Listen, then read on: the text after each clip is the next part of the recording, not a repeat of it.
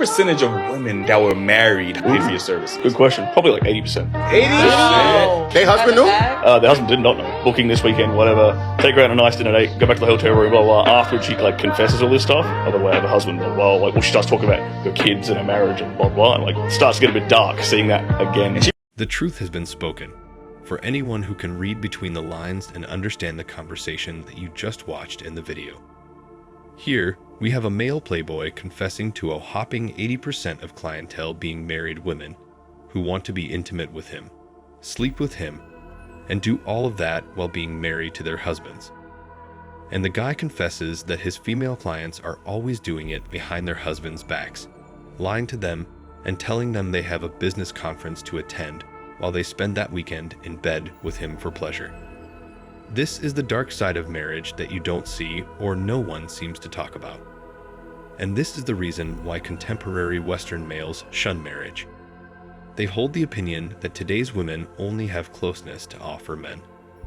Women supposedly lack prior cooking experience.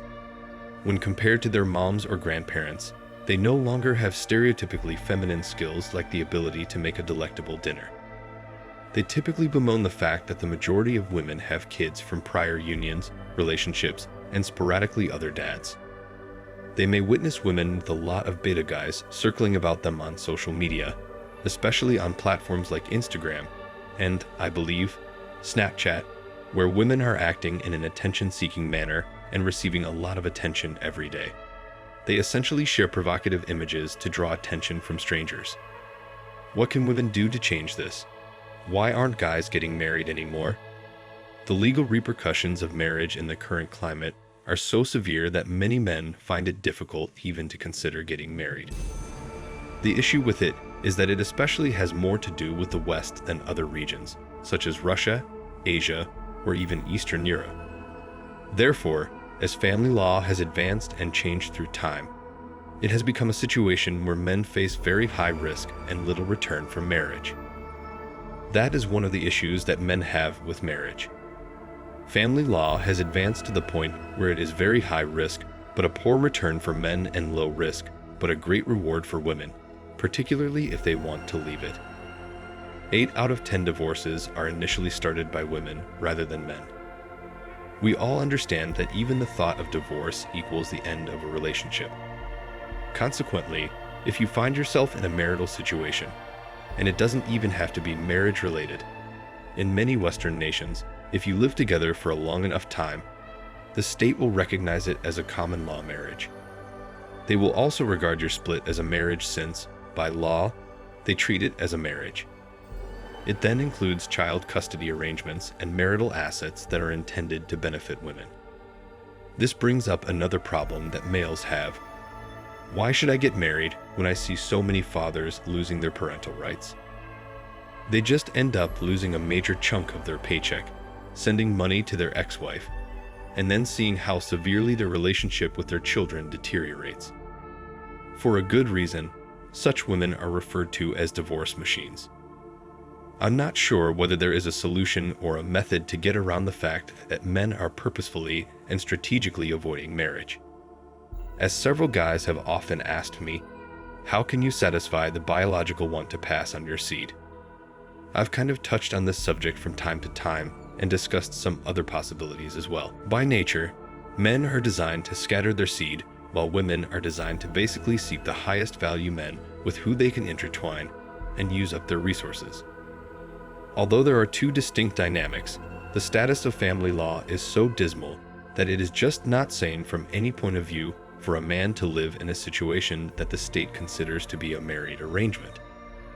Why would you put yourself in a position where the state might decide what happens to your assets, monthly income, and parental access?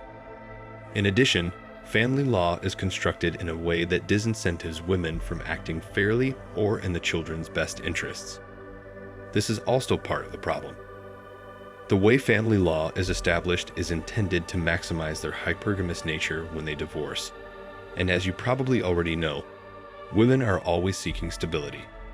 They are always seeking upgrades to where they are at. I'll give you an excellent example now. A few weeks ago, I overheard a conversation between two ladies at a Starbucks while I was there for business. One of the women remarked to the other, who was thinking of divorcing or leaving her spouse, "You should do it." It's ironic that she arrives in a brand new Range Rover, leaves the kids off at school or daycare, and then meets up with a girlfriend to discuss getting a divorce. I heard her buddy say, "You know, girl, you can take half his monthly money, the vehicle, the home, and not have to put up with his dumb behind," or something along those lines. That's how some women view marriage and the advantages of divorce, if that gives you a little bit of insight and helps you to understand a little bit more. I'm aware that some women may point out that their divorces didn't go that way and that they had to pay the man. It's all right. That could also occur sometimes. However, because of the nature of the intimacy market and how men and women connect, guys frequently find themselves in situations where they meet attractive women who end up marrying them.